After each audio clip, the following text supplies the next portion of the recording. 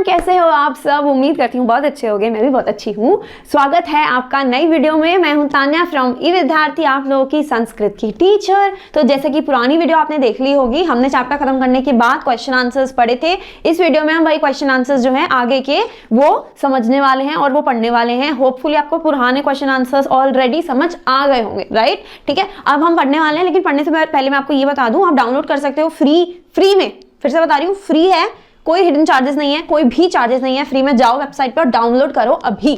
क्या MCQ solution, sample paper, important question, previous year papers, books, videos, notes, summary, ये सब कुछ available है ई विद्यार्थी की वेबसाइट पे। इसका लिंक नीचे डिस्क्रिप्शन बॉक्स में आपको मिलेगा। तो चलो क्वेश्चन आंसर स्टार्ट करते हैं, अच्छे से पढ़ते हैं। नमस्ते बच्चों, आज की कक्षा में हम आपके पाठ का अभ्यास कार्य करेंगे। तो चलिए अपनी अपनी कॉपी और पेन निकाल लीजिए और मेरे साथ इन प्रश्नों को हल करना शुरू कीजिए। तो सबसे पहले हम हल करेंगे प्रश्न संख्या 5, जिसमें हमें कुछ पद्यांशों का सही मिलान करना है, मतलब मैचिंग द वर्सेस। प्रश्न को ध्यान से देखिए। संस्कृत में लिखा है अधोलिखितानाम पद्यांशानाम यथा योग्यम मेलनम कुरु। इसका हिंदी में अर्थ है कि नीचे लिखे गए पद्यांशों का यानी श्लोक के हिस्सों का हमें उचित मेल करना है। आसान भाषा में कहें तो मैच द फॉलोइंग करना है। अच्छा, तो यहाँ पर 2 वर्ग दिए गए हैं, क वर्ग और ख वर्ग। हमें क वर्ग की हर लाइन को ख वर्ग की सही लाइन के साथ मिलाना है ताकि एक पूरा और सही अर्थ बन सके। तो चलिए एक एक करके इन्हें मिलाना शुरू करते हैं। क वर्ग में पहला है क ऐ मातस्तव पोषण क्षमता। इसका अर्थ समझते हैं। ऐ मतलब हे, मातः मतलब माता, तव मतलब तुम्हारी और पोषण क्षमता मतलब पालन पोषण करने की शक्ति। तो इसका मतलब हुआ हे माता, तुम्हारी पालन पोषण की शक्ति। अब ख वर्ग में इसकी सही जोड़ी ढूंढते हैं। इसकी सही जोड़ी है मम वचनातीता सुंदर सुरभाषा। मम मतलब मेरी, वचनातीता मतलब वाणी से परे, और सुंदर सुरभाषा यानी सुंदर देवभाषा। तो पूरा वाक्य क्या बना? हे माता, तुम्हारी पालन पोषण करने की शक्ति मेरी वाणी से परे है, हे सुंदर देवभाषा। अब दूसरा देखते हैं। ख वेद व्यास वाल्मीकि मुनि नाम, मतलब वेद व्यास और वाल्मीकि जैसे मुनियों की। इसकी जोड़ी किससे मिलेगी? हाँ, इसकी सही जोड़ी है कालिदास बाणादि कवि नाम, यानी कालिदास बाणभट्ट आदि कवियों की। तो पूरी पंक्ति का अर्थ हुआ कि यह भाषा वेदव्यास वाल्मीकि जैसे मुनियों और कालिदास बाणभट्ट जैसे महान कवियों की भाषा है। अच्छा, अब तीसरा ग है पौराणिक सामान्य जनानाम। इसका मतलब है पौराणिक लोगों और सामान्य जनों की। इसकी सही जोड़ी है जीवनस्य आशा सुंदर सुरभाष। जीवनस्य आशा मतलब जीवन की आशा। तो पूरा अर्थ हुआ कि ये सुंदर देवभाषा पौराणिक और सामान्य लोगों के जीवन की आशा है। अब आते हैं घ पर। श्रुति सुखनिंदे सकल प्रमोदे। श्रुति मतलब सुनना, सुख मतलब सुखद और सकल प्रमोदे मतलब सबको आनंद देने वाली। तो सुनने में सुखद और सबको आनंद देने वाली, इसका मिलान होगा स्मृति हितवर्दे सरस विनोदे से। स्मृति मतलब याद, हितवर्दे मतलब कल्याण करने वाली और सरस विनोदे मतलब रसपूर्ण आनंद देने वाली। तो पूरा अर्थ बनता है कि ये भाषा सुनने में सुख देती है, याद रखने से कल्याण करती है और रस से आनंद देती है। और अब इस प्रश्न की आखिरी जोड़ी अंग वैद्य व्योम शास्त्रादि विहारा।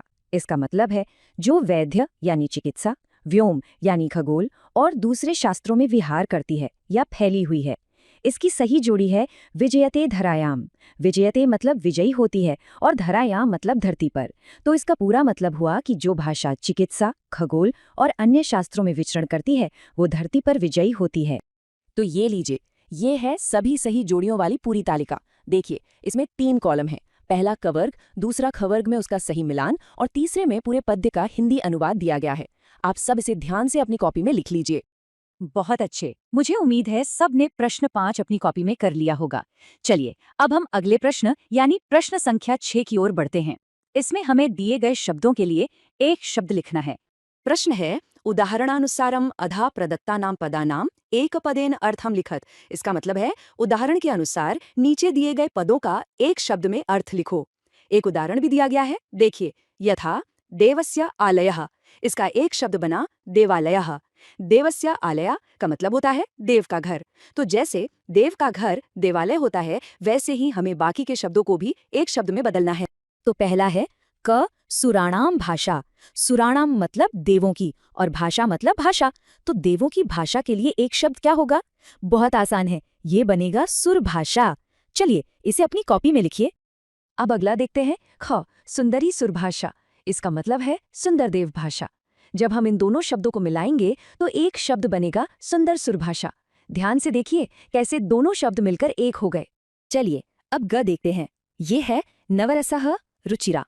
नवरसः मतलब 9 रसों से और रुचिरा मतलब सुंदर या सुशोभित। तो 9 रसों से सुशोभित भाषा, इसके लिए एक शब्द होगा नवरस रुचिरा। अब घ पर आते हैं। ये है पोषणस्य क्षमता। पोषणस्य मतलब पोषण की और क्षमता मतलब शक्ति। तो पालन पोषण की शक्ति के लिए एक शब्द बनेगा पोषण क्षमता। बहुत सरल है ये तो।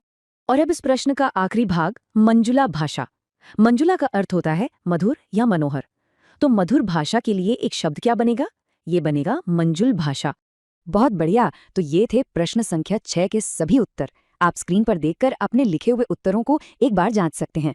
प्रश्न 7, इसमें क्या करना है? हमें एक पेटिका यानी एक बॉक्स दिया गया है और उसमें से सही शब्द चुनकर इन खाली जगहों को भरना है।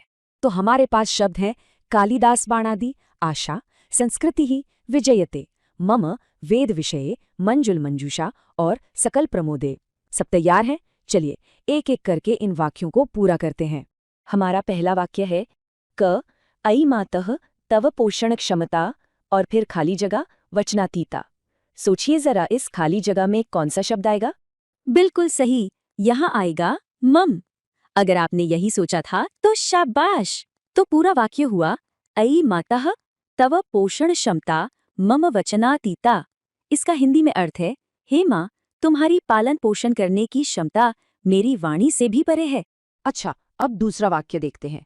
ख, वेदव्यास, वाल्मीकि, मुनि नाम और फिर खाली जगह कवि नाम। यहाँ पर क्या आएगा? यहाँ सही शब्द समूह है कालिदास बाणादि। तो पूरा वाक्य बन गया वेद व्यास वाल्मीकि मुनि नाम कालिदास बाणादि कवि नाम। इसका मतलब है वेद व्यास और वाल्मीकि जैसे मुनियों की और कालिदास बाणभट्ट जैसे महान कवियों की। चलिए अब तीसरे वाक्य की बारी है। ग, पौराणिक सामान्य जनानाम जीवनस्य। ध्यान से सोचकर बताइए। और इसका सही जवाब है आशा। तो पूरा वाक्य हुआ पौराणिक सामान्य जनानाम जीवनस्य आशा। मतलब ये भाषा पौराणिक और सामान्य लोगों के जीवन की आशा है। चौथा वाक्य है घ, श्रुति सुखनिंदे, खाली जगह स्मृति हितवर्दे सरस विनोदे। पेटिका में से कौन सा शब्द यहाँ सही बैठेगा? यहाँ पर सही शब्द है सकल प्रमोदे। तो पूरा वाक्य बनता है श्रुति सुखनिंदे सकल प्रमोदे। इसका अर्थ है सबको आनंद या खुशी देने वाली।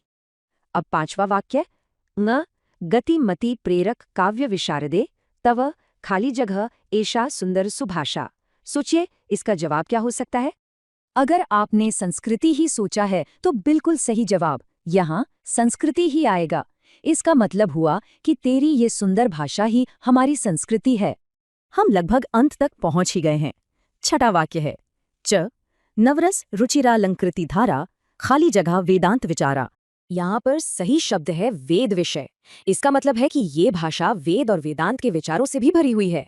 और अब इस प्रश्न का ये आखिरी वाक्य है छ, वैद्य योम शास्त्रादि विहारया, खाली जगह धरायाम सुंदर भाषा। बताइए आखिरी शब्द कौन सा होगा?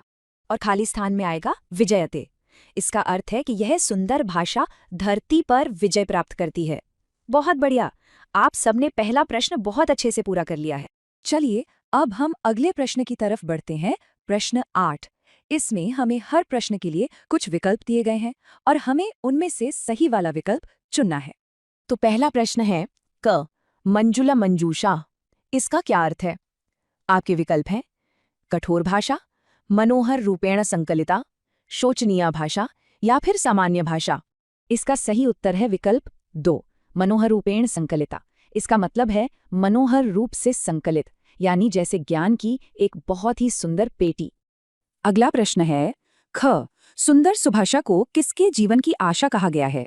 विकल्प हैं केवल कवियों की, बालकों की, पौराणिक और सामान्य लोगों की या फिर छात्रों की। इसका सही उत्तर है विकल्प 3, पौराणिक सामान्य जनानाम, यानी ये भाषा पौराणिक और सामान्य जनों के जीवन की आशा है। तीसरा प्रश्न है घ, सुंदर सुरभाषा कहाँ विजय प्राप्त करती है? आपके विकल्प हैं आकाश में, समुद्र में, धरती पर या फिर हवा में। और सही जवाब है त्रिधरायाम, जिसका सरल सा अर्थ है धरती पर। अब चौथा प्रश्न घ। सुंदर सुभाषा में क्या नहीं है? शास्त्र ज्ञान, संस्कृति, वेदांत का चिंतन या अशुद्धि? इसका सही उत्तर है विकल्प IV, अशुद्ध्यः, मतलब इस सुंदर भाषा में कोई भी अशुद्धि या गलती नहीं है। और अब इस अभ्यास का आखिरी प्रश्न, ग। कवि सुंदर सुभाषा को किस शब्द से संबोधित करता है? पिताः, माताः, भ्राताः या फिर दाताः? सही उत्तर है द्वितीय, मातः। कवि इस भाषा को माँ कहकर संबोधित करता है। बहुत अच्छे बच्चों, आप सबने यह अभ्यास बहुत ही ध्यान से पूरा किया। इसी तरह हमेशा अभ्यास करते रहिए और संस्कृत सीखते रहिए। नमस्ते। तो उम्मीद करती हूँ आपको ये क्वेश्चन आंसर्स अच्छे से समझ आ गए होंगे, और अगर आ गए तो do like, share and subscribe to this YouTube channel, और लिंक डिस्क्रिप्शन वाला चेक करना मत भूलना। अच्छे से पढ़ना। All the best for exams. Bye.